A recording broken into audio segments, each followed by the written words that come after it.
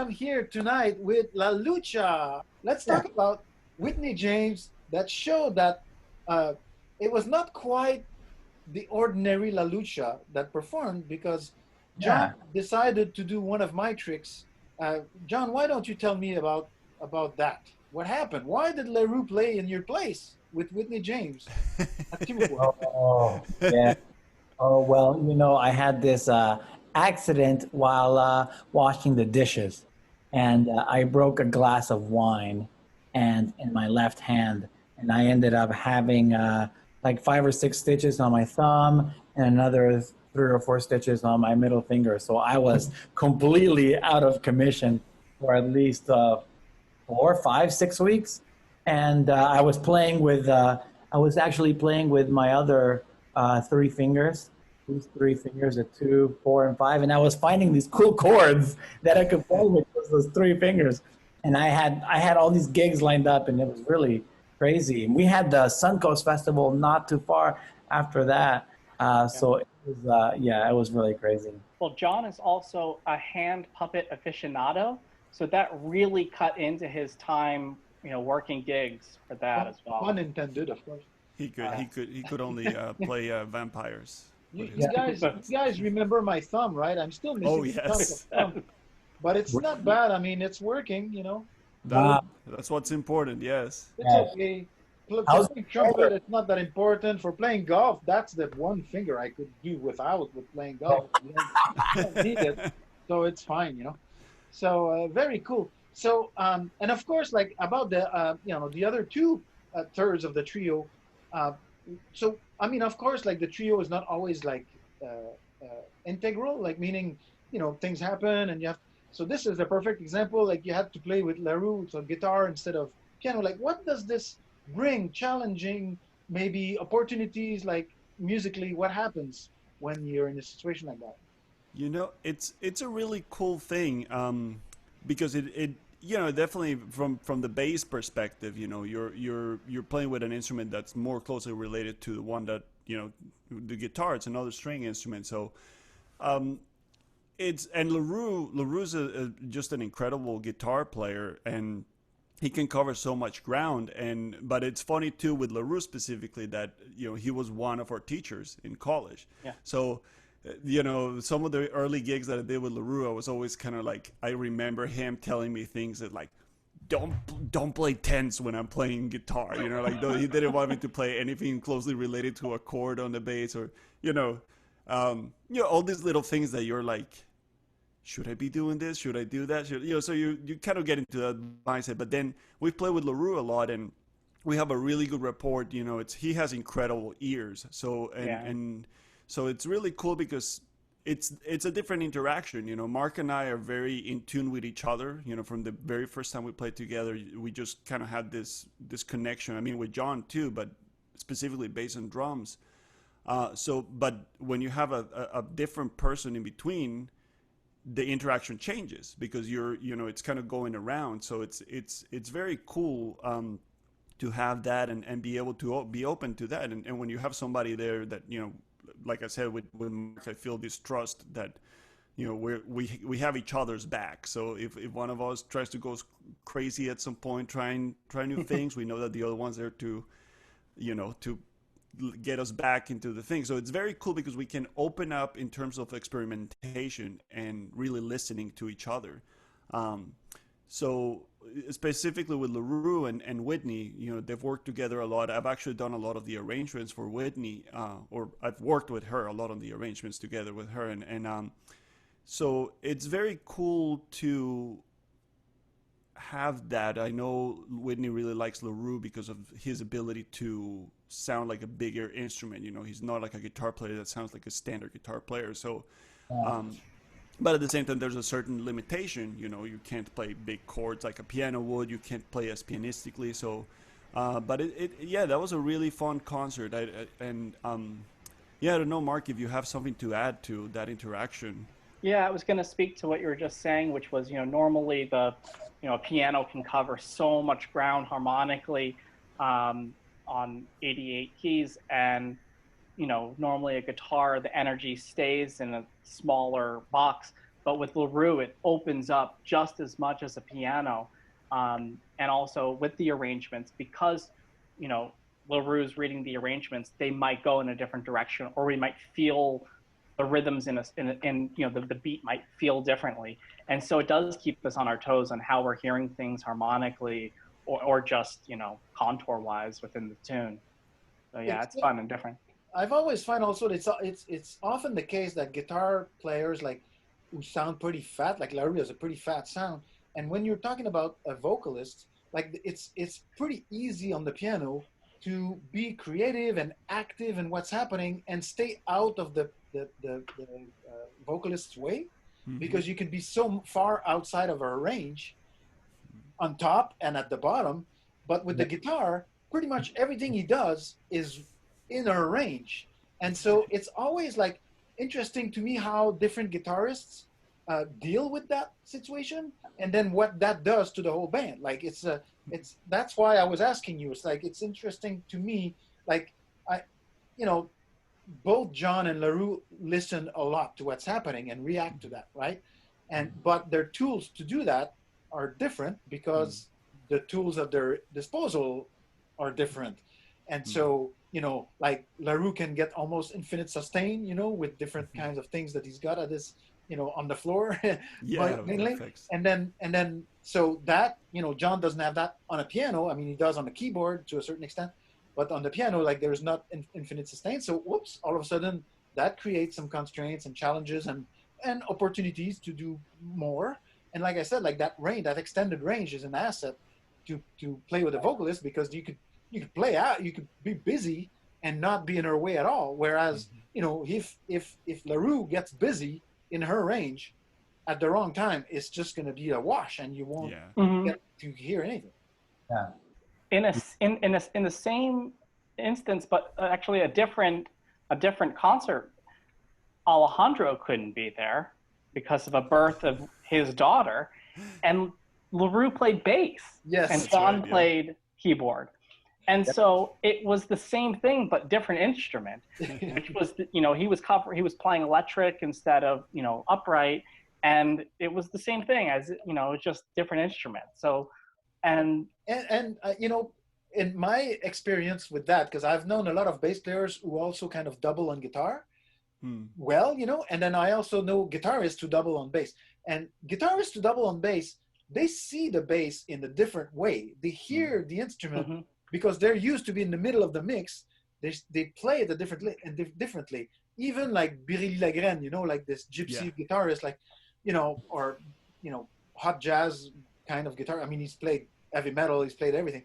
But I don't know if you guys have heard him play bass, but he's more Jaco than Jaco. He actually he played guitar with Jaco. He plays bass like Jaco more than any bass player alive today. Like, it's incredible. Yeah.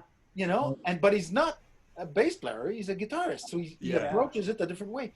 It's always like, I love these situations where jazz musicians especially, or, you know, just creative people in general, what comes out when you put them in a maybe slightly uncomfortable situation. Like, discomfort creates this magic many, many times when you have that, if you're open-minded and you have the skill. When those things happen to me, it's not always such a happy ending, you know, but happy result, you know. But wait till you hear LaRue play the drums, because that's going to be a fun. That we played with Chick Corea and Mark couldn't make it, so we called LaRue. No, that did not happen. No. But what did happen is Chick Corea playing drums for fun on other gigs. Chick is an amazing drummer. Yeah, and Michael Brecker doing the same. And Michael Brecker was also a great drummer. Oh yeah. Oh yeah. You know, you hit on something which you said, you know, I think you said it in a different way. It's like, with scarcity comes creativity. And, you know, that's kind of how, in addition to trust, that's kind of how La Lucha runs what we do, which is trying things on a different instrument, or, you know, changing up how we start a tune, or we've played, you know, some of our arrangements in different keys, which doesn't so much affect me, but how the guys might approach it. If we're playing with a singer that wants to play everybody wants to rule the world, we might need to change the key. And so it kind of changes forces us into a different way of playing the tune, which goes in a completely different creative direction. So yeah, when there's a wrench thrown in there, it's kind of for the best. And that's one thing that we try to do when we have like steady gigs, when we used to have steady gigs. That was one of the things that we always tried to do. Like, not, when we were learning an arrangement, we were, play it, try to perfect it. But then once we got past that point, which is what we would be doing right now with the music from the record, is try something new with it. And that's the beauty of playing with a band of people that you play with often, that even if you throw something different at them, I guess this doesn't work for everybody, because there's some musicians that are very, very stuck in, not stuck, but they like to keep things predictable. We don't, we really like to say, like, hey, I'm gonna, I'll turn to John and say, like, drop out here, and I'll try to do something and see where that takes us. Or Mark will throw a drum solo in the middle of a section we've never had a drum solo, or just try a song that's already heavily arranged, just to try it in a completely different feel. So it's cool, because it always keeps us on our toes in terms of trying to keep things fresh, but it's also keep things fresh and keep things just interesting for the audience too, because I think the audience can see that, the audience can feel that energy. Especially if you play steady gigs. Yes. Hopefully you want a repeat audience, and you want regulars to keep coming back. And there's more chance of that happening if you keep changing things up. Mm-hmm. And so, how do you see playing with a guest? Like, you often end up as a quartet, right? With different mm-hmm. vocalists, with different instruments. Like, yeah. How do you see that? Well, I'll start off by saying that, it's always an honor when somebody asks us to play. And, the first things to think is, oh, we're going to do the La Lucha thing. But we put our ego aside, and we say, this is about them and the audience, and we're going to serve the music more than anything. So, if we're playing with Chuck or we're playing with Whitney James, those are going to be different gigs. It's still going to be us. We're still going to get creative, but we may not, the car may not go 220 miles per hour on either of them. And so we always want to make sure that we're serving the music and the artist more than pleasing ourselves. Yeah, and I think the tricky thing with that is not to how to find a balance between sounding like ourselves but still playing the gig. So in other words, try not to sound generic. Try to still sound like it's La Lucha playing. And there's a lot of little things that make that, but I think really the most that I think us and the people that call us to play with them at ease is that they walk into a situation where we're all on the same page. I think more before we even play the music, it's already kind of like, okay, we're walking into a friendly environment that's interested in making the best music possible with this situation. There's not going to be kind of that. We try to avoid those situations where people are going to feel uncomfortable with a certain thing that's happening musically or anything else. We'll try to work as a group to solve those issues. But it's a really cool thing to be able to be a rhythm section and be able to collaborate with so many different people. I mean, that is part of why this album that we just did was so cool, because we had so many different guests. Yeah, I mean, we had Diego Figueiredo on guitar, we had Chuck Red on vibes, Melissa Aldana on sax, Kim Poplawski on clarinet, and the incredible Houston Person on tenor sax as well. And so each one of them has a different sound, a different personality, different backgrounds, different way of approaching the music. So what we have to do as a group is to be very flexible. Be like, okay, what do we need to do? Like, as a pianist, it's like, how do I need to adjust to this situation? So like we did a tune with Chuck playing vibes, Diego playing guitar. It was a samba tune that Alejandro wrote for Diego, and Mostly playing clarinet. So we have the clarinet over here. We have the vibes in the middle. The guitar is doing a lot of comping. So I don't need to do that. I don't want to get in the way of any of what's going on. And so it was about like really planning that. Like maybe I'll double the melody here, at the bridge, or I won't play anything on the first A, and then I'll listen for Diego, see if he drops out, or how can I add value to what's already going on. So it's always that question: where am I needed? What's missing? What could I bring to the table that's already? And very often, things are already really good, and I don't necessarily have to play. And that's what's cool about just being in the situation and just like kind of chilling back and seeing where That's you can. why John brings his hand puppets to the gig, so that when he doesn't play, he can use the puppet to make us laugh. He loves hand puppets. He loves these shark puppets and gator puppets. You can buy them at Michael's, and we can bribe him to read, and if he reads a certain number of days, he can get a new hand puppet. So he's got all these like dinosaur hand puppets and.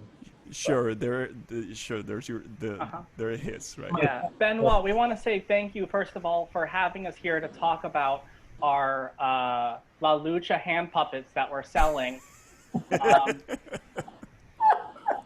And we can find them on your website, right? They're on our MySpace page.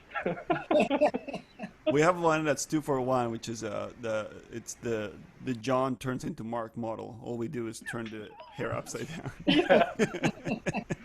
Okay, let's talk about where people can find your stuff. Okay, so on your website is a good place. Yes. Which is laluchamusic.com. Lucha Music's for Facebook, and La Lucha Band is for Instagram. And you're on YouTube too, right?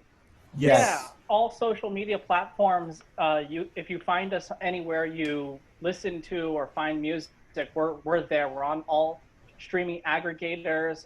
We're on Bandcamp. You can listen and you can purchase the album digitally and a physical copy as well. You can also find us at our record label, which is, well, it's not our record label, the label that we released this, which is arborsrecords.com. They're also selling the record through their website as well. Excellent. Thank you so much. Thanks, Thank you, guys. Benoit. Say hi to everybody. Good to see you. There we go.